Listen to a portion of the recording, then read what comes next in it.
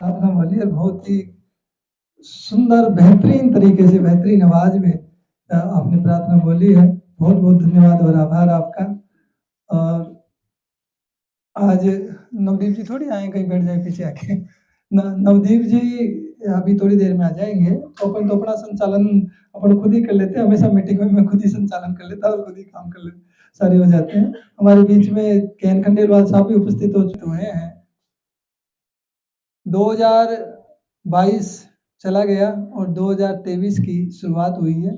हम ये कार्यक्रम 1 तारीख को करना चाह रहे थे, लेकिन 1 तारीख को इतने सारे प्रोग्राम थे, 4 तो मेरे पास इन्विटेशन थे। वैसे मैं सब जगह जाता नहीं हूँ क्योंकि मैं पूरी एनर्जी एक ही जगह मेरी लगाने का प्रयास करता हूँ कि वो ईश्वर ने हम सबको एनर्जी फिक्स दी है, वो फिर बढ़ जाती है जगह दे अपन कहीं भी फ़ोकस नहीं कर पाते हैं। तो मेरा फ़ोकस तो केवल समर्पण संस्था पे होता है, बाकी फ्री रहता हूँ तो मैं दूसरी संस्था में कहीं प्रोग्राम में चले जाता हूँ। तो कल के बहुत सारे कार्यक्रम थे, तो उस कार्यक्रमों को देखते हुए आज का क्योंकि परसों की रात को भी 31 को हम 12-1 बजे तक सोते हैं, 2 बजे तक सोते हैं, तो वो दूसरा दिन फिर फ्रेश नहीं हो पाते हैं। तो इसलिए 2 तारीख का कार्यक्रम रखा। पिछली बार हमने कार्यक्रम रखा था सफल जीवन की राह, एक व्याख्यान रखा था और उस व्याख्यान में करीब पौन घंटे का मेरा था उसके अंदर, तो पूरा पीपीटी के माध्यम से मैंने बताया था कि जीवन को कि जो सफल जीवन की राह क्या है और किस तरीके से हम जीवन में सफलता हासिल कर सकते हैं। वो सारी बातें पिछली बार हुई। 25 तारीख को जब हमारा कार्यक्रम शिलान्यास का कार्यक्रम था वो पूरा हो गया। उसके बाद मैंने सोचा कि पिछली बार जो हमने 1 तारीख को कार्यक्रम रखा था, अब की बार भी हम उस 1 तारीख को रखें और एक नई ऊर्जा और नई उत्साह और उमंग के साथ इस नए साल में प्रवेश करें। तो उस भाव को लेके भई अब की बार सब्जेक्ट क्या रखें? तो मेरे पास आर्ट ऑफ गिविंग अभी रवि जी पूछ रहे थे कहाँ से सब्जेक्ट आया? देने की कला। ये देने का सुख और जो कला है, वो अपने आप में एक प्रकृति का सिस्टम है। उस पूरे उसकी व्याख्या के साथ मैं इसमें बताने का प्रयास करूँगा। मैं भी कहीं न कहीं से इधर-उधर से मैंने लाइनें ली हैं, कुछ मेरे मन में आई है वो लिखी हैं।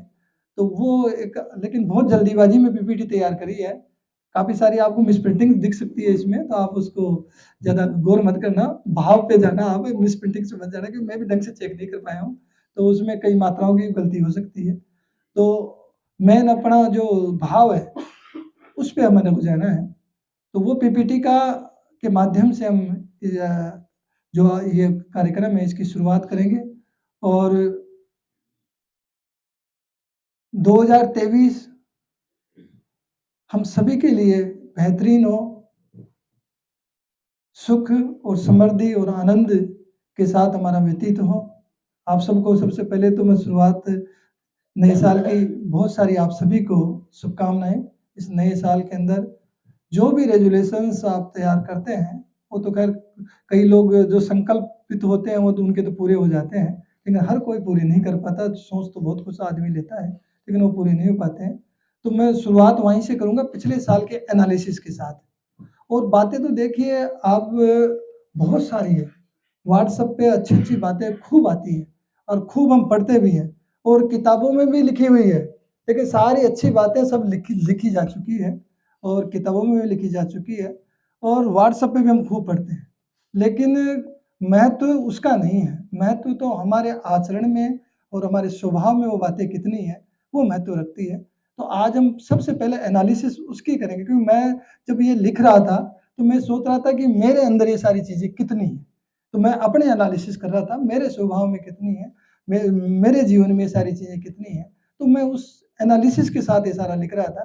तो 2022 में जब हमने कार्यक्रम किया 1 जनवरी को, तो उसमें शुरुआत से मैं आपको वह बता देता हूँ पीपीटी के माध्यम से ही।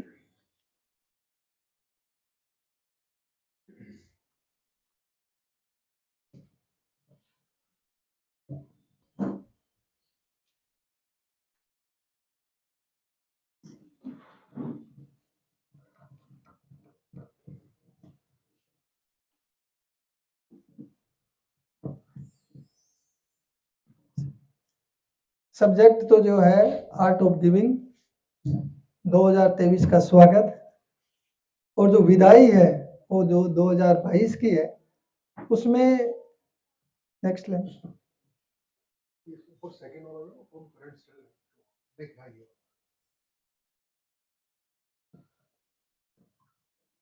उसका विश्लेषण हम करते हैं तो पिछली बार मैंने एक बात कही थी कि हमें 365 पन्नों की एक डायरी मिली है, बिल्कुल ब्लैंक डायरी। अब ये हमारी चॉइस है उस डायरी में हम क्या लिखते हैं। तो पिछले साल का हम एनालिसिस करें, क्योंकि काफी लोग पिछले साल भी आप लोग थे। 2022 में उस डायरी में हमने क्या लिखा, रिलेशनशिप के बारे में, प्रोफेशनल लाइफ के बारे में, निजी सेहत और स्वास्थ्य के बारे में, आध्यात्मिक जीवन के बारे में और मानसिक संतुलन के बारे में। ये विश्लेषण हम आज करें कि मैंने किया ये विश्लेषण, इसलिए मैं बता रहा हूँ। मैंने अपना विश्लेषण किया कि मेरी रिलेशनशिप्स कितनी मजबूत हुई, परिवार के साथ कितनी बॉन्डिंग रही। क्योंकि जो लास्ट में जाके जब कार्यक्रम किया तो मैं उसमें एनालिसिस कर रहा था कि ये सारी चीज़ों में मेरी कितनी बढ़ोतरी हुई। हमारा जीवन का महत्व तब है जब हम किसी चीज़ में कम से कम डेली 1% बढ़े, और साल में कितना परसेंट बढ़ गए, तो वो एक एनालिसिस करना ज़रूरी है। मैं अपने आप की एनालिसिस किया, इसलिए मैं तो अपनी बात कर रहा हूँ। आप लोग तो सब महान हैं, लेकिन ये मैंने अपनी एनालिसिस बात। तो रिलेशनशिप में जहाँ भी मेरे आज तक मैं ये बता रहा हूँ आपको कि परिवार में जितनी भी रिश्तेदारी के अंदर, चाहे घरेलू परिवार में बहनों से लेकर रिश्तेदारियों से लेके, आइए सर आइए, मोस्ट वेलकम। आपका इंतजार, वैसे तो इनके लायक प्रोग्राम नहीं है, ये आरजे हैं, वॉइस ओवर आर्टिस्ट हैं। वो सर एक छोटी सी मीटिंग है, उसका संचालन आप कर लेना। मेरी प्रार्थना को आपने स्वीकार किया और आप उपस्थित हुए, एक सोल से आपका स्वागत करते हैं। एक आपका सर्टिफिकेट पहले का बचा हुआ था, वो भी वेट कर देते हैं साथ ही साथ। आप ही कर लो।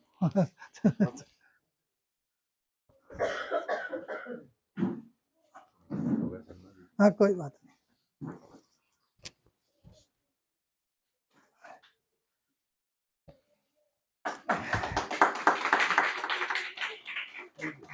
सर्टिफिकेट भी आपका, ये क्या पिछले साल का आपका लेके नहीं गए थे, आज वेट करते हैं। विराज आप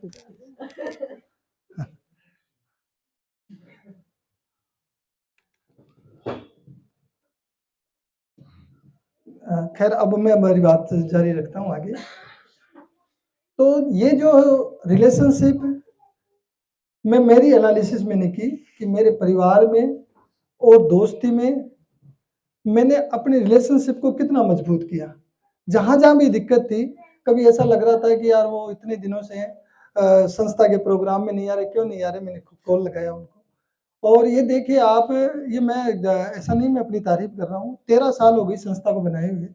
आज तक जो भी संस्था से जुड़ा है वो कभी दूर होने नहीं दिया उसका। और कोई न भी आया, थोड़े दिनों के लिए नहीं आ रहा, कोई 2-3 प्रोग्राम में, मैंने सोचा ही क्यों नहीं आ रहे, फिर उनको बुलाने का प्रयास किया।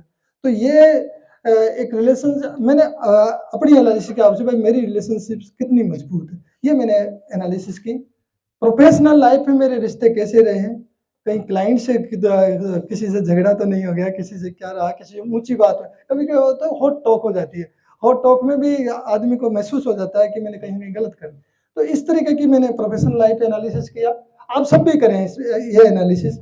निजी सेहत, मेरा स्वास्थ्य कितना बेहतर रहा, इस पे भी सोच तो लेते हैं अपन कि चलो ये 1 तारीख है, कल से सुबह 1 घंटा तो एक्सरसाइज करेंगे, लेकिन वो कर ही नहीं पाते हैं। लेकिन मैं उसमें भी सही रहा, क्योंकि मैंने जो संकल्प किया था मैं उसमें प्रबल रहा। और आध्यात्मिक जीवन ये पूर्ण रूप से में जो शांति और जो प्रेम का जो जीवन में संचार होता है, वो आध्यात्मिक जीवन से होता है। क्योंकि जब तक जीवन में स्पिरिचुअलिटी नहीं है ना, तब तक हम पूर्ण रूप से एक कहते हैं ना, जीवन हमारा सफल नहीं हो पाता है। तो आध्यात्मिक जीवन का भी मैंने एनालिसिस किया कि मैं कितना इसमें प्रबल हो पाया हूँ, और एक मानसिक संतुलन, मेरी मन की निर्मलता कितनी रही है, मैं कितना निर्मल रह पाया हूँ, इसका भी मैंने किया। तो ये सारे एनालिसिस पिछले साल के, हमने पिछले साल के जो 365 पन्नों की खाली डायरी में दी गई थी, उसमें इन सारी चीजों को हमने क्या भरा। अब कोई बात नहीं होगा, साल गया 31 दिसंबर की, अब फिर हमें इस साल एक फिर 365 पन्नों की नई डायरी हमें मिल गई है। अब इस नई डायरी में ये हमारी चॉइस है कि हम क्या लिखते हैं। ये तो हमारी चॉइस है कि हम कितना अच्छा लिखते हैं, हम कितने हमारे रिलेशनशिप के रिश्तों को मजबूत करते हैं, कितनी हमारी प्रोफेशनल लाइफ को मजबूत करते हैं, कितनी हमारी सेहत पे ध्यान देते हैं, कितना हम आध्यात्मिक जीवन पे हमारा फोकस होता है, कितना हमारा मानसिक संतुलन पे रहता है, ये सारी चीज़ें। तो ये अब फिर चॉइस है हमारी हमारी उसकी कि हम इस पर क्या लिखते हैं। अब जो शेष जीवन है उसको हम श्रेष्ठ जीवन बनाएं। जो भी शेष जीवन है उसको श्रेष्ठ जीवन बनाने का प्रयास करें। हैप्पी न्यू ईयर की बात अभी भी आज भी 2-3 दिन तो 5 तारीख तक तो चलती है कि सर जो भी आपस में बात करते हैं हैप्पी न्यू ईयर बोलते हैं। हैप्पी न्यू ईयर की मैंने एनालिसिस की, ये 12 शब्दों से मिलकर बना है। HAPPYNEWYEAR, ये 12 अक्षर हैं। इन 12 अक्षरों की मैंने इसका विश्लेषण किया है थोड़ा, तो मैं उसके बारे में बताता हूँ कि ये पहला अक्षर है H। H का मतलब हार्टली, यानी नए वर्ष में हमारी भावना सद्भावना होता है, इसका अर्थ है भावना शुद्ध हो और स्वच्छ विचार रहे। दूसरा जो अक्षर है A, उसका मतलब अफेबल। अफेबल का मतलब विनम्र, हम सुशील बने, विनम्र बने, नए वर्ष में हमारा स्वभाव विनम्र और व्यवहार कुशल हो। तीसरा जो है ए के बाद में आता है फिलोंथ्रोपी। फिलोंथ्रोपी का मतलब होता है मानव मात्र के प्रति हमारा प्रेम, लोकोपकार, जगत के कल्याण की भावना हमारे मन में इस नए साल के अंदर हो। चौथा जो अक्षर है पोलिफिकेशन, ये स्पेलिंग में थोड़ी गड़बड़ दिख सकती है आपको, लेकिन भाव में तो पोलिफिकेशन का मतलब शांति स्थापन। नए वर्ष में हमारे अंदर पूर्ण शांति रहे, संसार में शांति की स्थापना का हम प्रयास करें। पांचवा Y, yell to somebody for humanity, मानवता के लिए समर्पण की भावना। नए वर्ष में मानव मात्र के प्रति हमारा करुणा की भावना हो, मानवता के प्रति हम समर्पित हो। छठा जो अक्षर है वह है एन, नोबल। नोबल का मतलब उत्तम, कुलीन, उदार। नए वर्ष में उत्तम बने, कुलीन बने, उदार बने। सातवां जो अक्षर है वो है ई, इनॉर्मस, यानी विशालता। नए वर्ष में हमारा हृदय संकीर्ण न होकर विशाल बने। आठवां जो अक्षर है वेल सेटिस्फैक्टरी, ठीक संतोषजनक। नए वर्ष में हमारी मानसिक स्थिति संतोषप्रद हो। नौवां है जो वाई है ह्यूमन सर्विसेज, सेवा भाव। नए वर्ष में हमारा गुरुजनों, माता पिता, वृद्ध, असहाय, जरूरतमंदों के प्रति सेवा का भाव हो। 10वां जो अक्षर है E, eagerness to learn new things, नई चीज सीखने की उत्सुकता।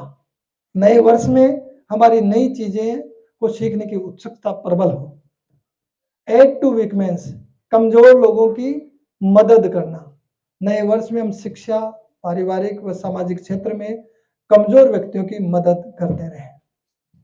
और रैशनल, 12वां जो अक्षर है इसमें का मतलब विचार, विवान, विवेकी।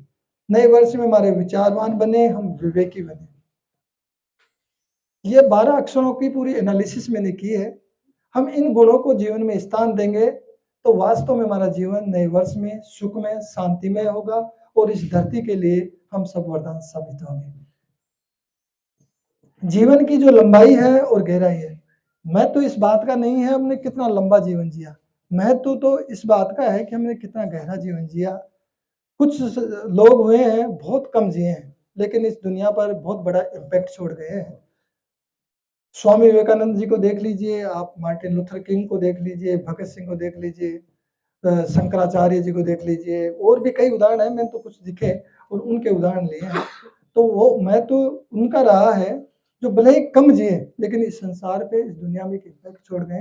क्योंकि दुनिया में आप देखिए पूरी पृथ्वी पर 8 अरब लोग रहते हैं, अब तो 8 अरब हो गए पूरे। 8 अरब लोगों में डेली आप एक कैलकुलेशन जो की है रिसर्च के अनुसार, डेली 1,82,000 लोग ये दुनिया छोड़ देते हैं, खत्म हो जाते हैं, मर जाते हैं। और भारत के अंदर भारत के अंदर भी एक दिन में करीब 37,000 लोग मर जाते हैं। और कैलकुलेशन देखी हमने, उसकी कैलकुलेट किया तो हर सेकंड 2 व्यक्ति चले जाते हैं। तो इतनी रफ्तार से जो दुनिया में आया जाना, हमें भी जाना है। हम भी एक न एक दिन इस दुनिया से जाना है, लेकिन हम जो जीवन जी रहे हैं, उस जीवन का हमने कितना अच्छा जीवन जिया और इस संसार के लिए कितना इम्पैक्ट हमने पैदा किया, ये हमें अपनी एनालिसिस करनी है। और इंसान और जानवर में फ़र्क वाली जो बात है, जानवर केवल अपने लिए जीते हैं, लेकिन ईश्वर ने हमें सृजन की शक्ति दी है। हम स्वयं के लिए, समाज के लिए भी जीते हैं। हम सभी बातचीत की कला, जीने की कला, बहुत सारी कलाएँ हैं, उनके बारे में जानते हैं। लेकिन एक कला जो है, जो आज जिसकी बात करेंगे, अभी तो मैं देने की कला पे गया ही नहीं, अभी तो एनालिसिस ही कर रहे हैं। और देने की कला से जो हमें परिचित होना ज़रूरी है, उस देने की कला से का परिचय मैं आज आपको कराऊँगा। जो व्यक्ति देने की कला से परिचित होते हैं, वो कम सामर्थ्य और सुविधाओं के होते हुए भी दूसरों के हृदय में अपना विशेष स्थान बना लेते हैं। जी। अब हम सब्जेक्ट पे आते हैं, देने की कला पे, आर्ट ऑफ गिविंग। देने की कला की जो परिभाषा है, परिभाषा तो मैं बहुत सरल तरीके से इसको बता दूँगा। देने की कला दया, उदारता के इशारों के माध्यम से दूसरों के लिए प्यार, शांति, खुशी, संतोष की बिना शर्त स्थायी प्रचुरता पैदा करने में है। शांति व खुशी की कुंजी प्रत्येक व्यक्ति में देने की कला खोलने में निहित है।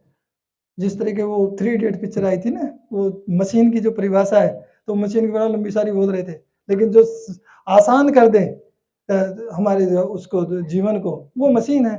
तो वो जो देने की कला जो हमारे अंदर एक शांति, संतोष और खुशी है, जैसे जो चीज़ भर दे, वो है देने की कला।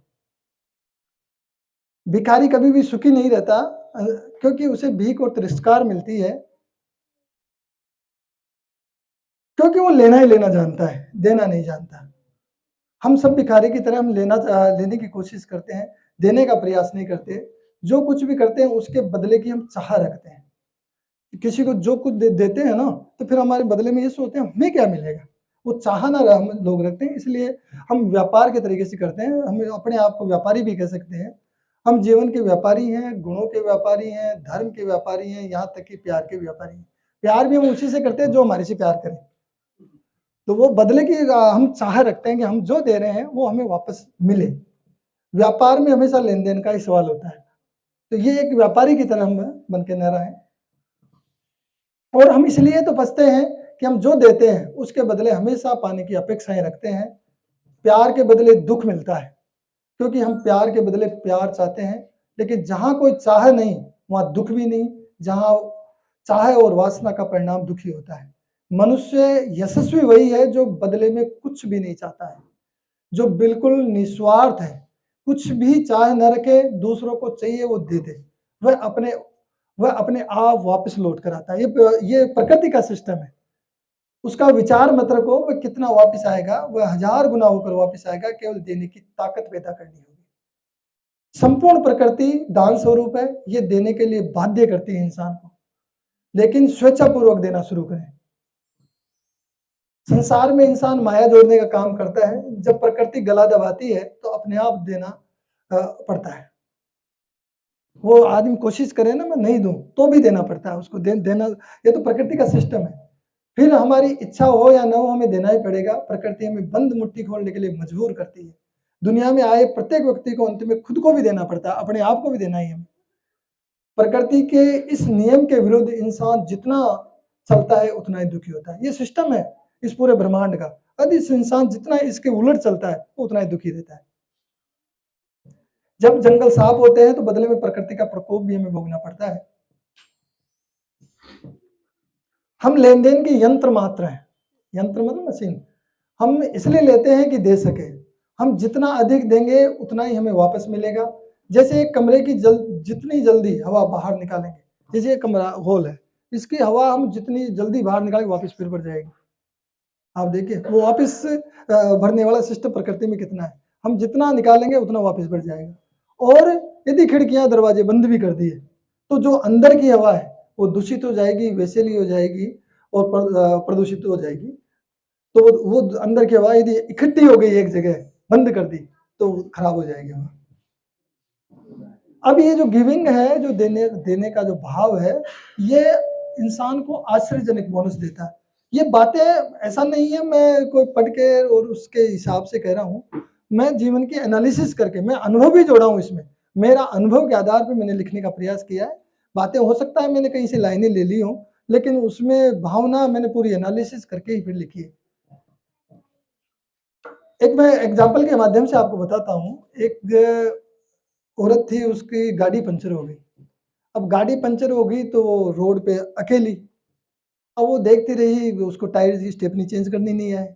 अब वो देखे इधर-उधर कोई मिले, किसी को कहा तो उसने मना कर दिया, मैं तो जल्दी में, हर आदमी आजकल जल्दी में यूँ देख के निकल लेता है। एक आदमी था, तो उसने देखा और उसने उसको कहा, भैया मेरी गाड़ी स्टेपनी मुझे चेंज करनी नहीं आती, आप कर देंगे क्या? कि ठीक है मैडम, मैं कर देता हूँ। उसने वो स्टेपनी निकाली, वो टायर खोला और स्टेपनी चेंज कर दी। पूरे उसके कपड़े भी गंदे हो गए। उस मैडम ने उसको क्या कुछ डॉलर है, उसको देने की कोशिश करी कि साहब आप ये रख लीजिए, आपने मेरी हेल्प की है। कि नहीं, ये आप अपने पास रखिए और ये किसी अनजान व्यक्ति को खुश करने के लिए, उसको सुख देने के लिए आप इसको काम में ले लीजिए। तो उसने नहीं ली। वो थोड़ी आगे जाती है और आगे एक रेस्टोरेंट में खाना खाने बैठती है। तो वहाँ पे एक गर्भवती महिला थी, जो वेटर का काम कर रही थी, तो खाना परोसने का, 8 महीने की गर्भवती थी। उस महिला ने उसको देखा और उसने वो $500 निकाल के और उसको दे दी कि आप ये रखिए और अपने इसमें आप गर्भवती हैं और अब आप घर पे आराम कीजिए, इस समय में भी आप ये काम कर रही हैं। तो वो धन्यवाद उसका करी और घर चली गई। घर जाके जब देखती हैं वो, अ, तो उसके हस्बैंड थे, तो वो कपड़े गंदे हो रहे थे कि आपने ये कपड़े गंदे कहाँ कर लिए? कि नहीं, ये कोई महिला थी, उसका टायर खराब हो गया था, वो तो मैंने उसका स्टेपनी चेंज करके आया हूँ। तो वो महिला कहती है कि एक महिला ने मुझे ये ₹500 दिए हैं, वहाँ रेस्टोरेंट में मिली थी। आप देखिए जो बदल के पलट के वापस कैसे आता है। वो देखो, उसने नहीं लिया फिर भी वापस आया। अब ये हो सकता है इस स्टोरी को हम काल्पनिक समझ लें। अभी लेटेस्ट एक स्टोरी है, आप ट्रिपल आर पिक्चर आप लोगों ने देखी होगी। ट्रिपल आर पिक्चर में रामचरण जो नायक थे, उनके बॉडीगार्ड थे रस्टी, और वो उन्होंने यूक्रेन में बहुत अच्छी शूटिंग की थी। और यूक्रेन में शूटिंग के बाद में जब अभी युद्ध हुआ यूक्रेन का और रूस का, तो उसको पता चला कि जब उसने पूछा कि भाई कैसे हो, क्या हो? कि साहब वो तो सब ठीक है, पत्नी बीमार चल रही है और ये परेशानी है, कुछ खाने-पीने के सामान नहीं है। रामचरण ने यहाँ से पार्सल बनवाया, वो पार्सल बना के उसकी बीमार पत्नी की दवाइयाँ भेजी और यहाँ से यूक्रेन भेजा। तो ये जो भाव है गिविंग का, ये बहुत बड़ा आश्चर्यजनक बोनस देता है। गिविंग एक एटीट्यूड है और ये मदद हमेशा अनजाने ज़रियों से असीमित रूप से वापस आती है। दूसरों की मदद करना या दूसरों को खुशियाँ देना, ये परम आनंददायक है। प्रयोग करके देखें, आप ये देखिए मतलब कोई भी चीज़ को एक्सपीरियंस के आधार पे हम प्रैक्टिकल देखें। रोड पे कोई भी भिखारी बच्चा है, यतीम बच्चा है, उस बच्चे को आप साथ लीजिए, भले ही उसको रेस्टोरेंट में खाना खिलाइए या घर ले जाके खाना खिलाइए, उसको कपड़े दीजिए। आप देखिए जब वो खाना खाता रहेगा और जो आपके चेहरे को यूँ छुप-छुप के नज़र से आपके चेहरे को देखेगा, आप देखिए वो कितना आनंददायक है। हज़ारों गोलियाँ खा लो ना, तो भी वो इतना सुकून नहीं मिल सकता जीवन में। ये सुकून है, ये देने की आर्ट है। ये तो ये रोम-रोम में एक बिजली सी दौड़ती है। ये सुकून जो मिलेगा हज़ारों गोलियाँ खाने से भी नहीं मिल सकता है। जी, नेक्स्ट। ईरान के प्राचीन धर्म के संस्थापक थे ज़राथुस्ट्रा। उन्होंने कहा है कि दूसरों का भला करना हमारे स्वास्थ्य व सुख को बढ़ाएगा और बढ़ता ही चला जाएगा तक तब तक बढ़ेगा जब तक हम ये करते रहेंगे। दूसरों का भला करना हमारे स्वास्थ्य व सुख को बढ़ाएगा और बढ़ता ही चला जाएगा तब तक जब तक ये करते रहें। मैंने रिपीट की ये लाइन क्योंकि ये बहुत काम का कोट है। और हॉलीवुड अभिनेत्री कैथरीन का नाम आपने सुना होगा, बहुत बेहतरीन हॉलीवुड की अभिनेत्री है। मैं उसका एग्ज़ाम्पल बताता हूँ, वो बहुत चैरिटी करती है, समाज के भले के लिए बहुत काम करती है। उसके अंदर वो गुण कैसे आए? आज देखिए हम बच्चों को जब भी कोई ऐसे फंक्शन में जाते हैं, अच्छे फंक्शनों में साथ नहीं लेके जाते हैं और पिक्चर में ज़रूर साथ चले जाते हैं, लेकिन ऐसी जगह पे साथ नहीं लेके जाते और वो बच्चे हम क्या कर रहे हैं, हमारे एक्टिविटीज़ से ही सीखते हैं बच्चे, उनके अंदर वही व्यवहार आता है। कैथरीन के पापा एक बार उनको सर्कस दिखाने ले जाते हैं। अब सर्कस में जाते हैं तो वहाँ लाइन लगी हुई थी सर्कस में और उनके आगे की तरफ 4 बच्चे थे और चारों बच्चे छोटे-छोटे बच्चे थे और एक उनका फ़ादर चल रहा था साथ में, वो बच्चों को वो भी सर्कस दिखाने लाया था और बच्चे वो इतना एन्जॉय कर रहे थे कि देखो ये कैसे ये इधर शेर आएगा, इधर ऐसे होगा, इधर ऐसे होगा। चारों बच्चे बड़े उछल रहे थे, वो आनंद से चल रहे देख रहे थे। तो वो जब टिकट की खिड़की में जाता है और टिकट की खिड़की में वो एक निर्धन परिवार से एक साधारण परिवार का आदमी था। अब वो टिकट की खिड़की में जाता है तो उसके पास पैसे $20 कम पड़ जाते हैं। अब 4 बच्चे और खुद, अब वो इधर-उधर देखता है। कैथरीन के जो पापा थे वो पीछे थे लाइन में, उन्होंने उस चीज़ को भाँप लिया कि इनके पास पैसे कम है, अब बच्चों को कैसे किस तरीके से करें, वो तो अंदर घुसना ही मना। उसने क्या किया $20 नीचे गिरा दिए, कैथरीन के पापा ने। $20 जब नीचे गिराया तो उसको भैया ये $20 आपके हैं क्या? अब वो तो समझ ही गया, उसने तो भाई ये इन्होंने गिरा के मेरे को दिए हैं कि अच्छा ये उसके चेहरे पे एक अलग मुस्कान आ गई। अब उनके पास भी $20 ही थे और वो $20 उन्होंने लिए, वो तो अंदर घुस गए, कैथरीन को लेके वो घर आ गए। ये बात उस लड़के के दिमाग में इतनी घर कर गई कि बाद में जाके बहुत बड़ी वो चैरिटी अभी भी हॉलीवुड में अभिनेत्री है, लेकिन बहुत इस भाव को उसके मन में वो बचपन से ही वो भाव आया हुआ है। तो बच्चे हम क्या कर रहे हैं? उसको देखते हैं, वो उसी हिसाब से उनका भी जीवन उसी हिसाब से बनता है। ये हमें ध्यान देने की बात है। हमारा जीवन दूसरों के लिए प्रेरणा बने। आप देखिए चंद्रगुप्त मौर्य का नाम आपने सुना है। चंद्रगुप्त मौर्य के महामंत्री थे आचार्य चाणक्य। एक बार क्या गंगा में बहुत बड़ी बाढ़ आ गई थी। वो बाढ़ आ गई थी, लोग बिल्कुल अस्त-व्यस्त हो गए थे, बड़े परेशान हो गए थे, घर सब बह गए थे। तो उस समय क्या है कि जो महामंत्री थे ये जो चंद्रगुप्त मौर्य के, वो एक झोपड़ी में रहते थे और एक बहुत ऊँचे टीले पे रहते थे। उन्होंने एक अभियान चलाया कि भाई जो ज़रूरतमंद लोग हैं वैसे ही पड़े हैं बाहर की तरफ, उनके लिए कंबल इकट्ठे करते हैं। और उस समय बहुत सारे कंबलों के गट्ठर लोगों ने दिए, डोनेशन देने वालों ने कंबल इकट्ठे कर लिए। वो कंबल वो महामंत्री थे तो उनकी झोपड़ी के बाहर गट्ठर बन के रखे हुए थे।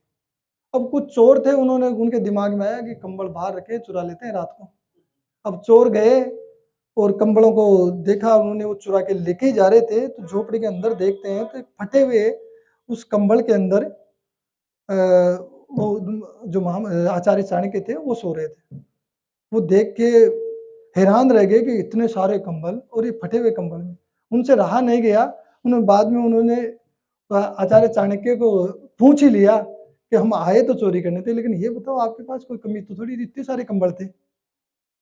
लेकिन फिर भी आप फटे हुए कंबल को ओढ़ के सो रहे हैं कि नहीं ये है उन ज़रूरतमंदों के लिए इकट्ठे किए गए हैं, ये उनकी निधि है, ये मेरी नहीं है, इसको मैं काम में नहीं ले सकता। आप देखिए ये ये जीवन होता है ना, ये प्रेरणा प्रेरणा मिलती है इस जीवन से। जी, जो भी हम दान करते हैं, देते हैं, कभी घटता नहीं है। ये प्रैक्टिकल बात है, ऐसा नहीं बोलना तो बहुत आसान है, हर कोई बोलता मैं वही कह रहा था कि किताबों में खूब लिखा है, व्हाट्सएप पे भी खूब आता है, आप पूरी यूनिवर्सिटी चलती है, आप पढ़ लेते हो। लेकिन महत्व तब है जब हम उसको जीवन में हमारे स्वभाव में बसाते हैं और आप उसको करके देखो, जो एनालिसिस करके दो, मैं करके देखता हूँ। तो इसलिए मैं इतनी दावे के साथ और इतनी पावर के साथ बोल पाता हूँ क्योंकि वो चीज़ जीवन में पूरा इम्पैक्ट लाती है, चेंज करती है। तो दान हम कितना ही दे दें, कभी घटता नहीं है, वो वापस लौट के आता है, वो पता नहीं मालिक देता है। ये प्रकृति पता नहीं किधर से देती है, ये इसकी रज़ा ये जाने। उस रज़ा में तो अपन कैलकुलेशन में जा ही नहीं सकते हैं। तो राजा दानी भोज का जो बहुत बड़ा दानी था राजा भोज का नाम आपने सुना होगा, खूब पढ़ा होगा। तो वो क्या है कि जी भर के दान देते थे, लाइन लगा के लोगों को बाँटते थे। जो उनका जो दीवान था, वो देखता है कि ये तो राजा तो खाली कर देगा एक दिन, ये तो पूरा बाँट दे तो अपन तो खाली हो जाएँगे। तो उसने क्या है कि दीवार पे जहाँ वो एक दीवार पे जहाँ राजा डेली देखता था, वो दीवार पे एक लाइन लिख दी कि ये दीवान ने ये लाइन लिखी, आप दरते धन रक्षते, यानी आपत्ति काल के लिए हमें धन को संभाल कर रखना चाहिए। फिर राजा भोज ने उसी जगह दूसरी लाइन लिख दी कि श्रीमंता कुल आपदा, अर्थात श्रीमानों को आपत्ति कहाँ आती है। फिर दीवान लिखता है उसी के नीचे, देवात कवचति समायते, देव योग से आपत्ति आ जाए तो। फिर राजा भोज लिखते समिंतो अपि विनिश्यति, अर्थात संचित की गई संपत्ति भी एक ना एक दिन नष्ट हो जाती है, वो रुकती नहीं है कभी भी। इससे यह स्पष्ट होता है कि दान से संपत्ति कभी नष्ट नहीं होती, उसमें वृद्धि ही होती है। स्कंद पुराण का नाम आपने सुना होगा, उसमें लिखा है कि आपने जो पैसा समुचित तरीके से अर्जित किया है उसका 10वां हिस्सा अपना कर्तव्य समझकर दान करना चाहिए। आपने 1000 कमाया है ना, तो 10वां हिस्सा 100 रुपये हो गए, वो दान करना ही करना चाहिए। और आजकल तो गवर्नमेंट ने ये CSR है, CSR का भी ये इंडिया में ही है CSR, ये और बता दो आपको, कॉर्पोरेट सोशल रेस्पॉन्सिबिलिटी, यानी कि जो भी कंपनियां जो इनकम है उसका 2% पैसा परोपकार में लगा ही लगाए, ये गवर्नमेंट का नियम है, वो लगा रही है। लेकिन उसमें भी कई लोचे चलते हैं, लेकिन वो सब लोग तोड़ निकाल लेते हैं। परोपकारी व्यक्ति मानवता के कल्याण के लिए अपनी जान भी जोखिम में डाल देते हैं। लुई पास्चर को देखिए, नाम सुना होगा आपने, पागल कुत्ते बहुत काटते थे पहले उस समय, और इन्होंने ये सोचा कि जो पागल कुत्ता किसी को काट लेता, इंजेक्शन लगते थे, बड़ी समस्याएं रहती थी, उसकी कोई ऐसी दवाई हो ताकि वो काटने से कोई असर नहीं हो, ऐसा इंजेक्शन तैयार कर। तो इन्होंने क्या किया कि अब जो पागल कुत्तों की लार इकट्ठी की, पहले तो लार इकट्ठी करना ही बहुत टफ काम है, फिर लार इकट्ठी करने के बाद में उसका इन्होंने एक उसकी खोज निकाली कि उसका तोड़ क्या है, जैसे कोरोना की निकाली ना अभी, वैसे तोड़ निकाली कि इसको खत्म करने वाला वायरस कौन सा है। फिर उसके बाद अब लार भी इकट्ठी हो गई, लेकिन अब प्रयोग किस पे करें, कौन लार को खाए और कौन करे, उस लार को इन्होंने ही खाया, इतना बड़ा रिस्क लेके अपने जीवन का, और अपने ऊपर प्रयोग करके देखा, वो प्रयोग सफल रहा और पूरी मानवता के लिए इन्होंने बहुत बड़ा काम किया। तो ये परोपकारी व्यक्ति होता है, अपने जीवन को भी जान को भी जोखिम में डाल देता है। और मदर टेरेसा का उदाहरण, मदर टेरेसा का नाम आपने सुना होगा। 18 साल की उम्र में मानव जीवन में, मानव सेवा के अंदर इन्होंने अपना जीवन समर्पित कर दिया था। पूरे विश्व के अंदर 125 देशों में 755 बेसहारा सेंटर खुले हुए हैं मदर टेरेसा ने। आप इनके जीवन को देखिए, मैं तो काफी पढ़ा हूँ मदर टेरेसा को। जब शुरुआत में जब इन्होंने कोलकाता में ये आश्रम खोला था, तो वहाँ पहले बहुत ज्यादा भूखमरी थी, लोग भूखे रहते थे। तो इन्होंने ये क्या है कि पड़ोस की एक दुकान पे इनको दुकान के पास में घर था, उस घर में इनको पता पड़ा कि वहाँ काफी टाइम पे को लोग खाना नहीं बनाते, वैसे ही सो जाते, खाते नहीं। तो ये 1 कटोरी चावल लेके और उस घर के अंदर गई, और घर के अंदर जो ही दरवाजे पे खड़ी रह के घंटी बजाती है, तो जैसे उनको लगता है कि तो कोई आएगा और हमें देगा, तुरंत वो कटोरी उनको दी कि ये चावल आप पका के और खा लीजिए, आप लोग काफी दिनों से खाना वगैरह नहीं खा रहे होंगे। तो वो चावल की कटोरी वो लेती है कि आप थोड़ा बैठिए, वो चावल की कटोरी लेके और पड़ोस में चली जाती है। अब पड़ोस में जाके थोड़ी देर में खाली कटोरी लाके उनको दे देती है। कि फिर उनसे पूछते हैं कि आप कहाँ गई थी, आप मेरे को यहाँ बिठा के कहाँ चली गई। कि दरअसल क्या है कि मेरे पड़ोस में एक मुस्लिम परिवार रहता है, उनके 4 बच्चे हैं, मेरे से ज़्यादा तकलीफ में वो लोग थे, तो ये वो चावल का जो कटोरा था मैं उनको दे के आई हूँ भाई, वो खा ले। फिर जो उन महिला का जो बच्चा था, उस बच्चे ने एक लोहे का बक्सा निकाला, और वो बक्से में क्या चीनी थी, वो चीनी उन्होंने ये दी कि आप इतने बेसहाराओं की और ज़रूरतमंदों की, पीड़ितों की मदद कर रही हैं, तो ये चीनी है, तो मेरी मम्मी क्या खाने के बाद में 1 चम्मच चीनी देती है, उस चीनी को मैंने बचा लिया कि ये जो दूसरे जिनको नहीं मिलता है, उनके काम में है।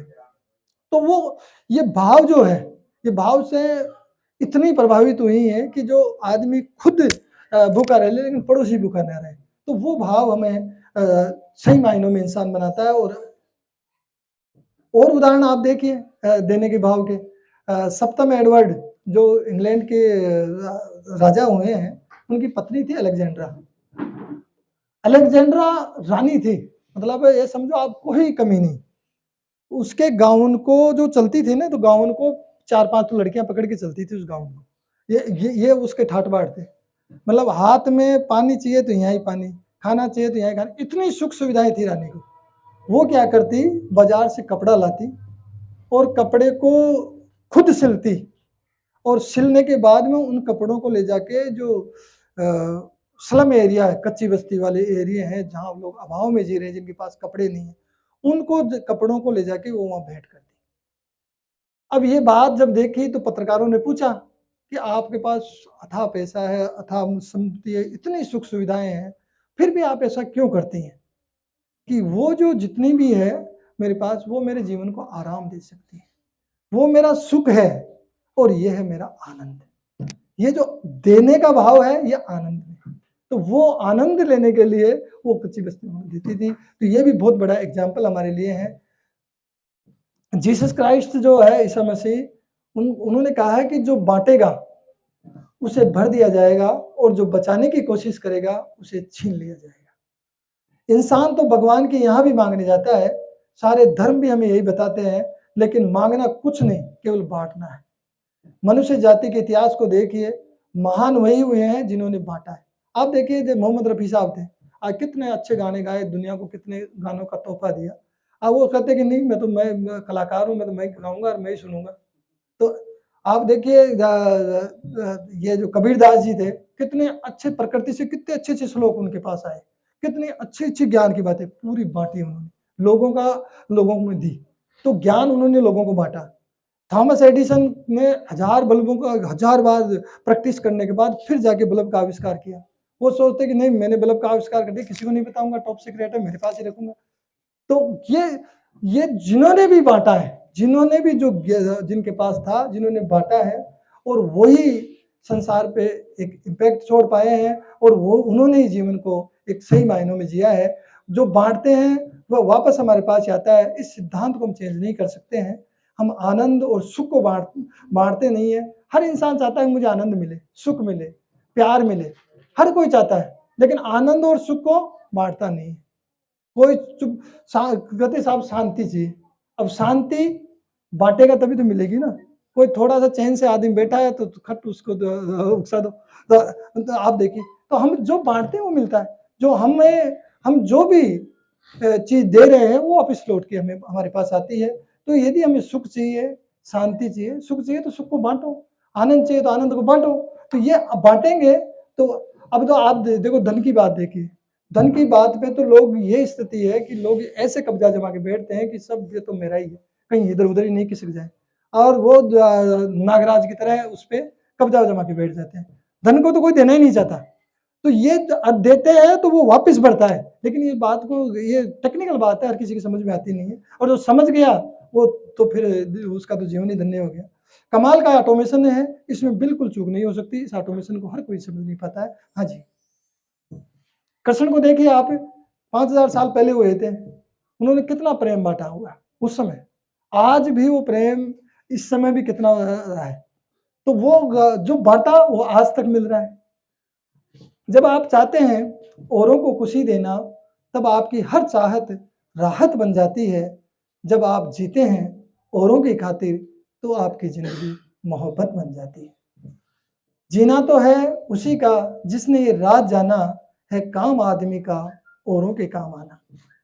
सृष्टि के रचनाहार ने हमारी रचना ही इस प्रकार से की है कि दूसरों के काम आए। हम बनाए ऐसे इस तरीके से गए हैं, हमारी जो हमारा निर्माण हुआ वो इस तरीके से हुआ है। हम कभी खुद को गले लगा सकते हैं? नहीं लगा सकते ना, अपने आप को गले लगा ही नहीं सकते।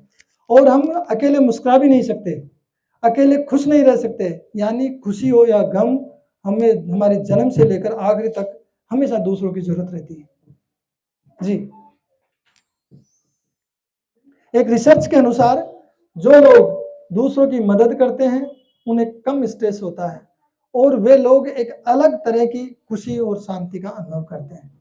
एक व्यक्ति ने अंतिम समय में एक फरिश्ते से पूछा कि मेरी जिंदगी इतनी बेकार क्यों हुई, या मेरे को जिंदगी में खुशी क्यों नहीं मिली। तो अंतिम समय में फरिश्ते से पूछा, तो फरिश्ते ने कमाल का जवाब दिया कि तुमने देना नहीं सीखा, तुमने दिया नहीं। उस आदमी ने कहा कि मेरे पास तो कुछ नहीं था, मैं क्या देता? तो फरिश्ते ने कहा कि जो मैं कुछ दे सकूँ ऐसा मेरे पास कुछ था ही नहीं। तो फरिश्ते ने उससे कहा कि तुम अपनी मुस्कान से दूसरे के चेहरे पर मुस्कान ला सकते थे। अपने हाथों से किसी गिरे हुए को उठा सकते थे। देने का भाव होना चाहिए, भाव का ही तो है। देना, तुम प्यार भरी नज़र से किसी को देख सकते थे, दे सकते थे। देना सिर्फ़ वस्तु से नहीं, भाव से होता है और मन के भाव ही एक-दूसरे के काम आना हमें सिखाते हैं।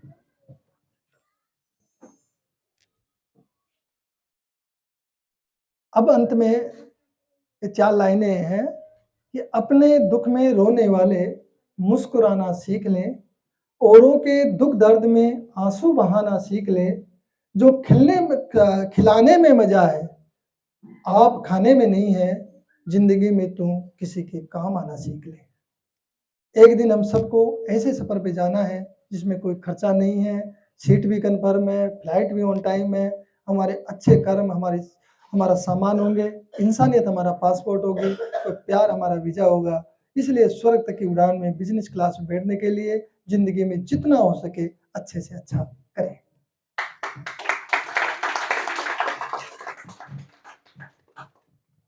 बहुत जल्दी में मैंने 2-3 दिन में कुछ लिखने का प्रयास किया था।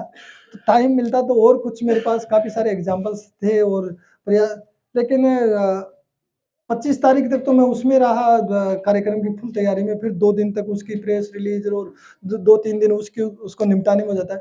ये 2-3 दिन का है और ये भी लास्ट तक अभी 3 बजे तक मैंने इनकी ये पीपीटी चेक की है। तो बहुत जल्दीबाज़ी में किया, आपको शायद पसंद आई होगी। हो सकता है कि आपकी शान में कोई शब्द ऐसा निकल गया हो, जो आपकी शान के खिलाफ हो, तो मैं नादान सेवक हूँ, मुझे नादान सेवक समझ के माफ़ कर देना, कहीं आपकी शान के खिलाफ कोई बात हो तो। सारी चीज़ें बढ़िया हैं।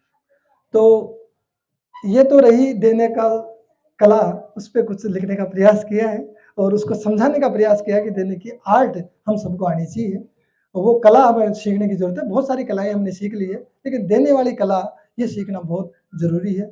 और आज हम इस प्रांगण में इसलिए भी इकट्ठे हुए हैं कि एक ये तो था ही व्याख्यान, तो इसके साथ ही एक मीटिंग हम इस तरीके की करें कि इस साल में अंदर अब हमारे पास फिर 365 पन्नों की फिर डायरी मिल गई है।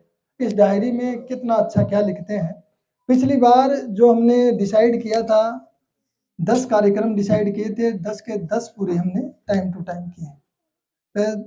तो उससे लेके अपने जनवरी से लेके और दिसंबर तक लास्ट कार्यक्रम हमारा शिलान्यास का कार्यक्रम रहा। अब 2023 हमारे बीच में है, पूरी उमंग, उत्साह और ऊर्जा के साथ हमें काम करना है और आनंद के साथ। लोग कहते हैं कि मलय जी थकते नहीं होगा, थकान तो तब होगी जब उसको काम समझेंगे। काम मैं समझता नहीं, मैं तो आनंद लेता हूँ। तो आनंद में कभी थकान होती है क्या? मैं तो जब तक हमें किसी चीज़ को सिरदर्दी समझ लेते हैं, लोग कहते हैं कि समाज सेवा काम तो सिरदर्दी है। अब सिरदर्दी तो जिसने सिरदर्दी समझ ली, तो वो तो समझ लो वो ऑटोमेटिक ही काम कर ही नहीं सकता। तो ये सिरदर्दी नहीं है, ये आनंद का विषय है और इस आनंद के साथ हम ये काम करते हैं। इस साल में हम कुल 10 प्रोग्रामों की मैंने लिस्ट तैयार की है। 10 प्रोग्रामों में आप देखिए, सबसे पहला कार्यक्रम तो आज का ही हो गया, ये कार्यक्रम ही हो गया एक तरीके से। जो देने की कला, आर्ट ऑफ गिविंग के व्याख्यान हो गया और ये मीटिंग होगी। अभी ये पोस्टर तैयार किया है, उस पोस्टर का हम विमोचन करेंगे। इसमें ये 10 प्रोग्राम लिखे हैं। दूसरा कार्यक्रम अब हमारा 26 जनवरी को आएगा। 76वां गणतंत्र दिवस है और हर बार हम गणतंत्र दिवस पे एक विचार गोष्ठी रखते हैं। अब की बार विचार गोष्ठी का जो विषय है वो है लोकतंत्र में लोक संवेदना और अभिव्यक्ति। ये सब्जेक्ट दिया है और इस सब्जेक्ट पे हम कोशिश करेंगे अच्छे वक्ता बुलाएं और जो भी हमारे गेस्ट हैं, इसमें क्या करीब 10-15 गेस्ट रख लेते हैं क्योंकि खुला कार्यक्रम होता है, तो गेस्ट आजकल तो हम बहुत ज़्यादा बना लेते हैं। लेकिन वो ज़रूरी भी है हमारे लिए क्योंकि हमारी अपेक्षाएँ भी होती है, क्योंकि अब जो बिल्डिंग का मुहूर्त हमने किया है और काम चल रहा है धड़ाधड़, वहाँ पे काम बिल्कुल रेगुलर चल रहा है सारा, बेसमेंट की खुदाई भी हो गई और आज शायद कॉलम वॉलम भी बाँध देंगे वो। तो वो काम चल रहा है और उस काम को ये 2023 का एक टारगेट तो ये कि उस काम को कम से कम, ज़्यादा नहीं, कम से कम बेसमेंट और ग्राउंड की छत को तो हम पूरा कर ही कर लें। इतना था। बेसमेंट छत तक की तो कोई दिक्कत ही नहीं है। एक छत का और प्रयास करेंगे, खींचेंगे, बनाएँगे और कराने वाला मालिक है। हम तो केवल निमित्त मात्र हैं। कोई ताकत और ही होती है जो हम सबको चलाती है। तो उस ताकत पे से ही हम प्रार्थना करेंगे कि वो हमें ऐसी शक्ति दे कि उस इस बिल्डिंग को हम केवल इस साल के अंदर पूरा कर लें। नेक्स्ट का जो ध्वजारोहण करें 2024 का, तो वहाँ बिल्डिंग के सामने ही हम करें। ये ऐसा प्रयास हम करेंगे कि 2024 का जो गणतंत्र दिवस है, वो हम वहीं मनाएँ और वहीं पे ध्वजारोहण करें। ये प्रयास रहेगा और कार्यक्रमों में जो अभी वो नहीं आए अपने बारूपाल साहब, जो संस्था के मुख्य सलाहकार, पूरा मेरा कंधे से कंधा मिला के सहयोग करते हैं। चर्चा चल रही थी सर मुख्य अतिथि अब की बार किसको रखें, कि साहब किसी को भी हाई कोर्ट के जज को बुला लेंगे, किसी को बुला लेंगे। अब हम क्या कर रहे हैं, पहले 13 साल में कभी किसी से पैसे माँगे नहीं हमने और कभी कोई गेस्ट आए, गेस्ट को कभी नहीं बोला कि साहब कुछ मदद करो। कभी किसी को नहीं कहा और आज तक ही नहीं कहा और हम कभी किसी को ये भी नहीं बोले हमारी संस्था के मेंबर बन जाओ। जितने भी मेंबर बने हुए हैं, ये सारे मेंबर स्वेच्छा से आके चेक ले लेके आए और मेंबर बने। 80 के लगभग तो संरक्षक मेंबर हैं। 26 मुख्य संरक्षक मेंबर हैं जो 21,000 से जुड़े हैं। कभी कोई अभियान नहीं चलाया हमने सदस्यता का और करीब-करीब 55 के लगभग ये जो सालाना मेंबर हैं, वो हैं और करीब-करीब 8 या 10 के लगभग उसके हैं जो 5,000 वाले में 5 साल के मेंबर हैं, वो हैं। तो ये मेंबरशिप है हमारी। कभी हम मेंबरशिप में भी हमने कभी कोई अभियान नहीं चलाया, ना किसी को बोला भी कि संस्था के जो भी बने स्वेच्छा से। स्वेच्छा से कोई आता है तो सेवा भाव से आता है और जो भी लोग जुड़े हैं पूरे सेवा भाव से जुड़े हुए हैं। कई लोगों के फ़ोन भी आते हैं, माला जी संस्था में मैं भी जुड़ जाऊँगा, मुझे पद क्या दोगे? मुझे माफ़ करो। हमें काम कर लेने दो। हम तो काम कर रहे हैं, हम काम करना चाहते हैं और हम ये पदों की जहाँ लड़ाइयाँ हो जाती है ना, वहाँ काम बहुत संस्थाएँ बनती हैं। आप देखिए हज़ारों संस्थाएँ रजिस्टर्ड हैं, लेकिन 3-4 प्रोग्राम करते हैं, 3-4 प्रोग्राम बाद वो लड़ पड़ते हैं, फिर उसके बाद तो आगे बढ़ता ही नहीं है उनका काम। तो ये एक मालिक की कृपा है कि ये जब से संस्था हमने बनाई है रेगुलर रफ्तार में हम चलते जा रहे हैं और रफ्तार से करते जा रहे हैं। किसी तरीके का व्यवधान नहीं आया। वो व्यवधान इसलिए नहीं आया कि वो एक ने कहा दूजे ने मानी नानक दोनों ब्रह्म ज्ञानी। वो वाली एक सोच इस संस्था के अंदर है क्योंकि सारे सेवाभावी लोग जुड़े हैं। उनको कोई पद से मतलब नहीं है, कोई प्रतिष्ठा से मतलब नहीं है, कहाँ बिठा दिया इससे मतलब नहीं है, उनको सेवा करनी है। इस भाव से लोग जुड़े हुए हैं, तो इसलिए वो इस संस्था के काम हमारे सक्सेस होते हैं। तो ये इस भाव को लेके अब हम जो भी गेस्ट बनाएँगे, आपकी नज़र में कोई हो तो आप बताइए। मैं जटाऊ साहब से भी कई बार प्रार्थना करता हूँ कि आप तो आईएएस अफ़सर रहे हैं, बहुत सारे लोग जानकार हैं, जो सेवाभावी लोग हैं, उनको हम गेस्ट बनाएँगे, कुछ हमारी मदद भी कर देंगे, बिल्डिंग को बनाना है। गेस्ट के माध्यम से मान लो कोई 21,000 देता है, 11,000 देता है, लाख, डेढ़ लाख भी इकट्ठे हुए तो वहाँ काम आ जाएँगे। तो ऐसे अब तो क्या है कि जो भी गेस्ट बनाए मैंने बार-बार साहब को कहा कि साहब गेस्ट बनाएँगे तो उनको पहले ही बोल देंगे साहब ये बिल्डिंग बन रही है, इसमें मदद भी करनी है आपको। तो हाँ, तो वो मदद कर अब पिछली बार बनवारी लाल शर्मा जी आए थे, तो उनको भी मैंने अब उनसे वो कह के गए थे कि माले जी क्या करना है? हमको साहब बिल्डिंग बनाएँगे तब आएँगे आपके पास, कि आ जाना साहब। तो अब उनके पास भी जाने का प्रयास करेंगे कि उनसे भी उसमें एक चेक लाएँगे। तो ये प्रयास हमारे रेगुलर चलेंगे, पूरे साल ही चलेंगे, वो फंड इकट्ठा करने वाले तो। बाकी ये जो गेस्ट आएँगे, गेस्ट से भी हम लेने का प्रयास करेंगे ताकि फंड आता रहे। और इसमें रिपीट गेस्ट पहले हम कोशिश करते हैं कि संस्था में रिपीट गेस्ट नहीं बनाएँ। लेकिन रिपीट गेस्ट अब हम इसलिए बना लेते हैं कि जो भी हमारे जो संरक्षक सदस्य हैं, क्योंकि सारे डिग्निटरी जो बड़े बड़े लोग हैं संस्था में जुड़े हुए, 26 जो मुख्य संरक्षक सारे अच्छे लोग हैं, सब बड़े हैं, कोई जज हैं, कोई आईएएस है, कोई किसी की फैक्ट्री चल रही है, किसी की कोई सीए है, सब बड़े लोग हैं। ऐसे ही संरक्षक में भी हैं। तो इनमें से कोई लोग मदद करते हैं उस प्रोजेक्ट के लिए, तो हम उनको गेस्ट रिपीट कर लेंगे। तो ताकि उनका मान-सम्मान हो जाए और अपना काम हो जाए, ये इस सोच के साथ। तो उनमें जो भी लोग दोबारा को मान लो कोई सहयोग करते हैं कार्यक्रम के लिए और उसके बिल्डिंग के लिए, तो उनको हम गेस्ट में दोबारा भी रिपीट कर लेंगे। ये भी हमने प्रावधान रखा है। तीसरा जो कार्यक्रम है हमारा होगा रविवार 5 फरवरी 2023 को मैराथन में पिछली बार गए थे और 6 किलोमीटर के ड्रीम रन में करीब-करीब 140 सदस्य संस्था के थे। इतना बेहतरीन कार्यक्रम रहा था, वो तख्तियाँ बना रखी थी, तख्तियों में पूरा बत और अब की बार निवेदन करूँगा जाटव साहब से भी आप भी हमारे साथ चलें, क्योंकि जब आप लोग साथ होते हैं तो उत्साह और बढ़ जाता है, क्योंकि ये यूथ ब्रिगेड होती है उसमें ज़्यादातर। बाकी लेकिन बड़े लोग बरपाल साहब इस उम्र में हमारे साथ हो लेते हैं, ये खंडेलवाल साहब रहते हैं, तो अब की बार आपको भी हमारे साथ उपस्थित रहना है। तो ये बहुत ही बेहतरीन एक वो हो जाता है, वो बच्चों का उत्साह बढ़ जाता है। तो इसमें सामाजिक जागरूकता से संबंधित हमारे बैनर्स होते हैं, तो तख्तियाँ होती हैं, उन तख्तियों के साथ हम प्रदर्शन करते हैं। तो उससे संस्था एक पहचान भी मिलती है संस्था को, लोग भी जानते हैं कि समर्पण संस्था ये काम कर रही है। उसके बाद जो चौथा प्रोग्राम है 5 मार्च का है, 2023 में चौथा प्रोग्राम 5 मार्च का रहेगा, इस रोज़ भी संडे है और ये 13वां रक्तदान शिविर हमारा रहेगा। 13वां रक्तदान शिविर और इसके साथ में एक छोटी-सी संगोष्ठी भी हम इसलिए रखते हैं कि वो डेकोरम बना रहता है। लोगों का उधर स्वागत-सत्कार चलता रहता है और हम उसपे टॉपिक पे बातचीत चलती रहती है, उधर ब्लड डोनेशन होता है। तो जो ब्लड डोनेट करने वाले वो करते रहते हैं, जो नहीं करते हैं वो इधर एन्जॉय करते हैं। तो वो इस तरीके से हम क्या है कि इसके साथ एक संगोष्ठी भी रख लेते हैं। तो अब की बार मैंने सब्जेक्ट दिया है अच्छा स्वास्थ्य और भलाई, good health and well being. तो इस पे एक सब्जेक्ट पे जो भी वक्ता है इस सब्जेक्ट पे बोल लेंगे। सब्जेक्ट इसलिए देते हैं कि ताकि लोग इधर-उधर नहीं भटके और कोई बात नहीं करें, क्योंकि हम जिस सब्जेक्ट पे काम कर रहे हैं उससे इधर-उधर ना भटक जाएँगे। तो ये 5 मार्च को होगा और अब की बार जो 5 मार्च का इस कार्यक्रम का जो भी खर्चा है, हर पिछली बार हमारे कर्नल साहब ने किया और अब की बार केएन खंडेलवाल साहब बैठे हैं। इन्होंने कहा साहब पूरे प्रोग्राम का खर्चा मैं करूँगा, 50-60 हज़ार जो भी है ये पूरा उठाएँगे, तो जोरदार तालियों से साहब का स्वागत करें। तो ये इस तरीके से जब हमारे साथ लोग जुड़ते हैं तो ऑटोमेटिक ही कोई दिक्कतें आती ही नहीं है। तो ये कार्यक्रम हम करेंगे और साहब के मैडम की पुण्यतिथि है और उस उपलक्ष्य में हम इसका को आयोजन को करेंगे। और फिर उसके बाद जो अगला 5वां कार्यक्रम है, वो हम एक मीटिंग रखेंगे। हम जो भी कार्यक्रम करते हैं संस्था में पूरा सिस्टमैटिक करते हैं। लोग कहते हैं कि यार आप बालाजी आपके तो वन मैन शो है। कोई वन मैन शो नहीं है, पूरा सिस्टम के तहत ही काम। कागज़ों में हम पक्के हैं और सिस्टम से पक्के हैं। आज की मीटिंग भी पूरी क्या गतिविधियाँ करी वो पूरी डायरी में लिखी है, हर किसी के साइन करते हैं। ऐसा नहीं है कि साहब लोग मेरे पे भरोसा करते हैं और मेरे को आगे रखते हैं तो कोई मोनोपोली होती है, ऐसा कुछ भी नहीं है। सबके उसी से काम होते हैं।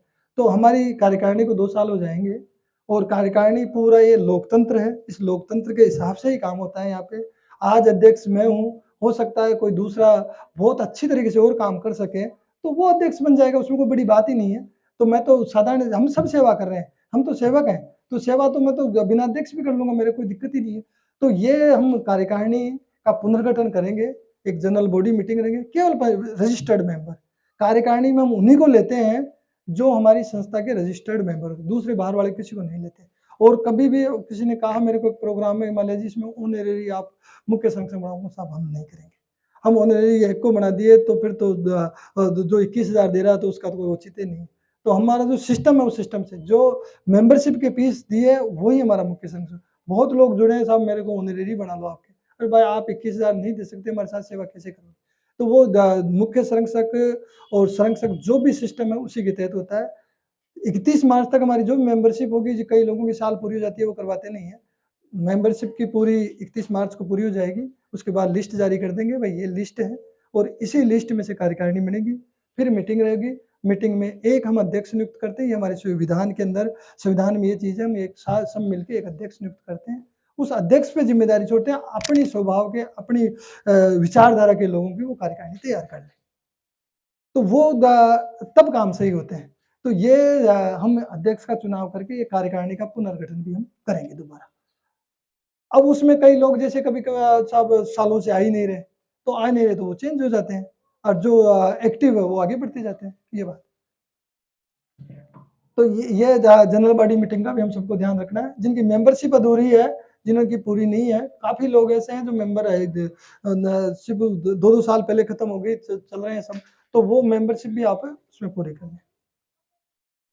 और छठा जो कार्यक्रम है 22 अप्रैल 2023 को होगा, ये है एक वही फिर मैं पिछली बार भी मैंने किया था शिक्षादान पे एक शिक्षादान का महत्व, ये व्याख्यान रखा था। व्याख्यान ये करने का मेरा लॉजिक केवल इतना सा होता है कि एक तो मैं खुद भी सीखता हूँ, जिससे 2 फ़ायदे हैं। एक तो मेरे खुद को ज्ञान मिलता है, मैं खुद सीखता हूँ। दूसरी चीज़ मेरी बात को 5 लोगों ने भी जीवन में अपना लिया तो मैं अपने आप को धन्य समझूँगा कि कहीं न कहीं ये सार्थक रही चीज़। तो ये शिक्षा दान, महादान इस विषय पे एक व्याख्यान तैयार करेंगे। लोग ज़्यादा से ज़्यादा जुड़े, उनकी भावनाएँ चेंज हो, ज़रूरतमंद बच्चों की मदद करें, उस भाव को लेके व्याख्यान और मीटिंग हम 22 अप्रैल को करेंगे और उसके बाद जस्ट उसके बाद शिक्षा दान महोत्सव है, इसलिए वो सब्जेक्ट को मैंने पहले लिया है। अभी देने का जो कला है, उसको भी मैंने इसलिए लिया है कि अभी सही है, वो जो जो बिल्डिंग बनेगी, तो वो भावनाएँ जो है उस टाइप की परिपक्व हमारी हो। तो और उस समय हमारे को एम्बेसडर्स तैयार करने होते हैं। पिछली बार हमने 128 बच्चों को किताबें, फीस, यूनिफ़ॉर्म ये सब भेंट किए। तो वो सबके सहयोग से हुआ और तो उसमें जितने एम्बेसडर बनते हैं, वो एम्बेसडर बन जाएँगे और जितना भी हमारे पास डोनेशन आएगा कंट्रीब्यूशन का, उससे बच्चों की मदद हो जाएगी। तो ये 2 जुलाई का करेंगे और 2 जुलाई में एम्बेसडर्स भी रहेंगे और आदर्श विद्यार्थी भी रहेंगे। इसके बाद 8वां कार्यक्रम जो हमारा होगा, वो है 15 अगस्त का। 15 अगस्त का कार्यक्रम स्वतंत्रता दिवस समारोह हम हर बार करते हैं और इसमें सब्जेक्ट मैंने अब की बार डिसाइड किया है कि राष्ट्र नवनिर्माण में लोकोपकार की भूमिका। ये सब्जेक्ट दिया है, हो सकता है कोई अच्छा सब्जेक्ट मिल जाए तो चेंज भी कर दें, ऐसा कुछ नहीं है, कोई लोहे की लकीर नहीं खींच दी, लेकिन इसको पूरा करना था इसलिए मैंने मेरे हिसाब से लिखा है। तो ये विचार गोष्ठी रहेगी। 15 अगस्त का कार्यक्रम हमारा यहाँ होता है, ऑफिस के सामने, कार्यकारी ऑफिस है और 26 जनवरी का जो कार्यक्रम है, वो हमारा वहाँ होता है जहाँ रजिस्टर्ड ऑफिस है, जो मेरे घर के वहाँ पे होता है। तो ये दोनों कार्यक्रम हम ऐसे करते हैं ताकि इधर के लोग जुड़े रहे, उधर के भी जुड़े रहे। उसके बाद वृक्षारोपण करते हैं। वृक्षारोपण जो कार्यालय के सामने पार्क है वो तो हरा-भरा हो गया, शानदार हो गया। अब की बार आप लोग जगह बताना कि कहाँ ये कार्यक्रम करें, यदि जो थोड़ा उजाड़ हो उसको भी हरा-भरा करें। तो ये पार्क कोई दूसरे पार्क में हम करेंगे, ये वृक्षारोपण का कार्यक्रम करेंगे। और फिर उसके बाद 10वां जो कार्यक्रम है, वो है समर्पण समाज गौरव अवार्ड। ये भी हम हर साल करते हैं। पूरे देश से करीब 60 लोग 50-60 लोग चुनते हैं। ऐसे लोग जो समाज को, इस भारत को बड़ा भारत बना रहे हैं, समाज को बेहतरीन बना रहे हैं, उन लोगों को हम चुनते हैं और उनका सम्मान करते हैं, समर्पण समाज गौरव अवार्ड देकर। तो ये कार्यक्रम हमारा 29 अक्टूबर का होगा, ये दीपावली से पहले आएगा। इस बार भी हमने दीपावली से पहले किया था। और उसके बाद जो लास्ट कार्यक्रम है, निःशुल्क नेत्र जाँच व लेंस प्रत्यारोपण। एक बार हमने किया था, इसका बहुत बड़ा फ़ायदा हुआ था उधर ग्रामीण एरिया में। अब की बार फिर मेरे ध्यान में आया कि वो करें, वो वहीं करें, जो बिल्डिंग है वो। तो इसमें जो लोग डोनेशन देंगे इन दिनों, तो उनका वहाँ सम्मान भी कर देंगे और ये आश्रय केयर भवन के वहीं पे ये लेंस प्रत्यारोपण और निःशुल्क जाँच। तो गाँव में मैंने यही स्थिति देखी थी उस समय कि जो बूढ़े-बूढ़े लोग यूँ लाठी टेक के आते थे अकेले पैदल-पैदल। वो बाबा आपके साथ कोई नहीं आया? बाया छोरो तो काम पे गयो, वो पोतो सुनाई को न मारी, मतलब ये स्थिति। तो वो लोग बहुत दुखी है साहब। तो उनके वहाँ जाँचें हुई, फिर बस में बिठाया, सबको भर के लेके आए, सबके ऑपरेशन करवाए और ऑपरेशन करवा के वापस छोड़ा। तो ये उन जो गाँव वालों को बहुत बड़ा फ़ायदा हो जाता है, सबकी आँखों के ऑपरेशन हो जाते हैं और ये कैलगरी के सहयोग से हम करते हैं। सब कुछ हमारा तो केवल प्रचार-प्रसार और व्यवस्थाएँ होती है, बाकी सारा तो कैलगरी वाले कर लेते हैं, हमारे कोई खर्चे नहीं होते उसमें। तो ये कार्यक्रम हम करना चाहेंगे, ये 11वां कार्यक्रम। ऐसे करके ये 11 कार्यक्रम हैं और पूरी ऊर्जा और उमंग के साथ हमें करने हैं। अपने बिज़नेस व्यापार, काम-धंधे को भी सँभालना है क्योंकि सारे गाजी-बाजी उसी की पीछे होते हैं। मैंने तो अपने जीवन को समर्पित कर रखा है कि जीवन आधा टाइम मेरा समर्पण में और आधा टाइम बिज़नेस में। तो मैंने तो प्रोफ़ेशनल लाइफ़ में मैं आधा टाइम देता हूँ, आधा टाइम इसमें देता हूँ। ये मैंने डिसाइड कर रखा है और इसमें पेट भर रहा है, अच्छा भर रहा है। अब उससे ज़्यादा कोई ज़्यादा अपेक्षाएँ भी नहीं है और ज़्यादा मेरी वो भी नहीं है कोई बहुत बड़ा महल बने या बहुत बड़ी सुख-सुविधाएँ हों। वो आनंद की ज़िंदगी है और उस आनंद की ज़िंदगी में कुछ ऐसा करना चाहते हैं कि ये दुनिया, ये संसार में हम आए हैं, तो हमारा एक इम्पैक्ट पैदा करके जाएँ इस दुनिया के अंदर कि हमने जीवन को धन्य किया। आज भी कभी सोचता हूँ रात को सोते वक़्त, तो ये सोचता हूँ कि यार आज भी इस दुनिया से चले जाऊँ ना, तो मैं इतना खुश हूँ कि मैंने कुछ न कुछ किया है और कुछ न कुछ मेरे जीवन को धन्य किया है, मैंने कुछ न कुछ किया है। ये एक संतुष्टि है कि मैंने ऐसा नहीं कि खाया, पिया और सोया। 95% लोग तो जीवन को ऐसे ही निकाल देते हैं। 5% लोग होते हैं, वो ही जीवन जीते हैं आप लोग 5% में से हो सब। 5% में पहली बात तो लोग 5% में शामिल नहीं करते। 5% लोग ही सही मायनों में जीवन को जीते हैं। तो हम सब उन 5% में अपने आप को जीवन को समर्पित किए हुए हैं और इसी में हम आगे इस संसार के भले के लिए काम करते जाएँ और आगे हम जाटव साहब का भी विचार सुनेंगे और आप आ ही जाओ, अब ले लो आगे ये लिखो। आपकी सेवा तो लें।